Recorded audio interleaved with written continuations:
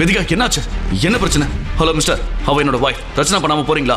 தோ பாருடா, டேய் நான் யாருன்னு தெரியும்ல, மினிஸ்டர் பையன். நீ வாச்சலும் போலாம், அவன் கிடக்குறான் டெலிவரி பையன். டேய் கைய விடுடா, பொறுக்கி விடுடா. வேதிகா அலறுவதைக் கண்டு சர்வாவின் கண்கள் கொதித்தது. உடனே சர்வா அந்த மினிஸ்டர் மகனின் கையை இறுக்கி பிடித்து முறுக்க அவன் வலியில் துடித்தான். உடனே மினிஸ்டரின் பாடிகார்ட்ஸ் சர்வாவை அடிக்க சர்வாவின் உடம்புக்குள் சாமி வந்தது போல அவர்களை புரட்டி எடுத்தான்.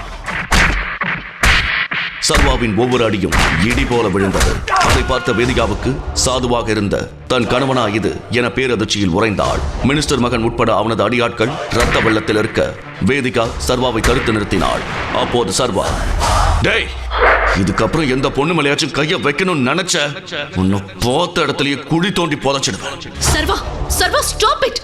போதும், அவனை விடு. லோன் விஷயமா பேங்க் மேனேஜர் வர சொல்லிருக்காங்க. ஏற்கனவே டைம் ஆச்சு, போலாம் வா. தனது பைக்கில் வேதிகாவை பேங்கில் டிராப் செய்துவிட்டு அங்கிருந்து கிளம்பினான். அதற்குள் மினிஸ்டரின் மகனை சர்வா அடித்த செய்தி சிட்டி முழுவதும் ட்ரெண்டிங் நியூஸ் ஆனது. தனது மகன் உயிருக்கு போராடும் நிலையில் இருப்பதை பார்த்து கோபத்தில் மினிஸ்டர் டிஜிபிக்கு கால் செய்தார். யோ டிஜிபி, என் பையனை எவனோ சர்வான்னு ஒரு டெலிவரி பாய் அடிச்சிருக்கான். அவனை இன்னும் 1 மணி நேரத்துல கண்டுபிடிச்சு என் கண்ணு முன்னாடி நிறுத்துற இல்ல அவ்வளவுதான் நீ. முழு வீடியோவை பாக்கெட் FM தமிழ் யூடியூப் சேனலில் கண்டு மகிழுங்கள்.